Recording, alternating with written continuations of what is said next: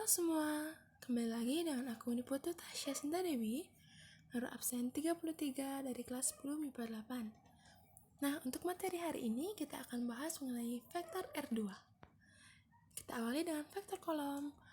Vektor A dapat disajikan dalam bentuk pasangan bilangan terurut, yaitu XA dan YA. Jadi kita ngurutinnya itu dari secara menurun gitu. Atau ditulis sebagai vektor A sama dengan XA dan YA yang dinamakan dengan vektor kolom. XA menyatakan pergeseran XA satuan sejajar dengan sumbu X. Seperti ini, sumbu X. Dan YA menyatakan pergeseran YA satuan sejajar dengan sumbu Y. Jadi sumbu Y yang ke atas.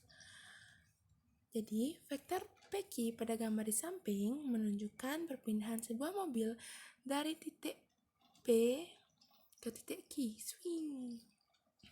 Perpindahan dari titik P ke Q menunjukkan 4 satuan ke kanan dan 3 satuan ke atas.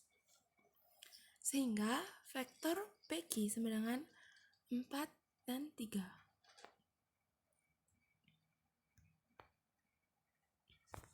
Yang kedua ada vektor baris.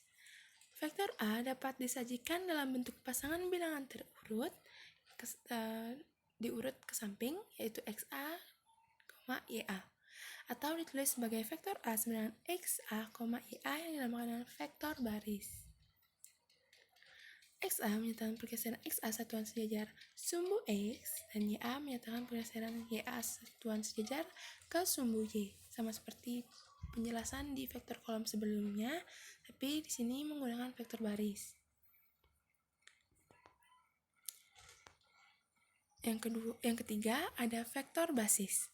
Vektor basis adalah vektor yang panjangnya satu satuan dan arahnya searah dengan sumbu koordinat. Misal, vektor basis yang searah dengan sumbu X dinamakan dengan vektor I.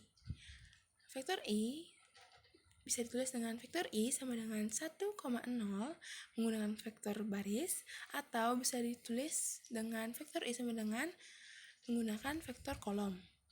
Nah, vektor basis yang searah dengan sumbu Y dinamakan dengan vektor J. Vektor J sama dengan 0,1, bisa ditulis juga dengan vektor baris maupun dengan vektor kolom. Selanjutnya ada operasi aljabar pada vektor R2.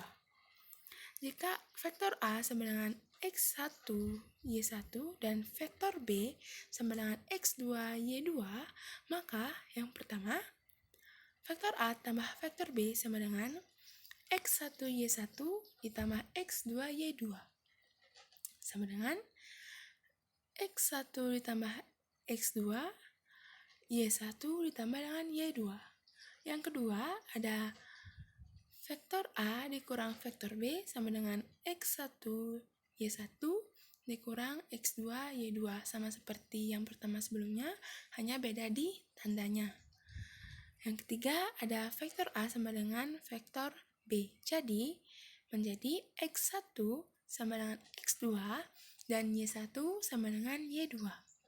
Yang terakhir atau yang keempat ada K vektor A sama dengan K X1 sama dengan K X1 dan K Y1. Dengan K itu adalah konstanta atau bilangan real. Yang terakhir ada panjang vektor di bidang R2. Panjang vektor A sama dengan XY ditulis dengan vektor A mutlak dapat ditentukan dengan rumus A vektor A mutlak sama dengan akar X kuadrat ditambah Y kuadrat. Jika titik pangkal vektor bukan di 0,0, misalkan vektor AB dengan A yaitu XA dan YA, dan B yaitu XB dan YB, maka rumusnya menjadi vektor AB mutlak sama dengan akar XB kurang XA kuadrat ditambah YB kurang YA kuadrat. Oke, ini ada satu latihan soal yang tentukan vektor BA dalam bentuk vektor kolom, baris, dan basis.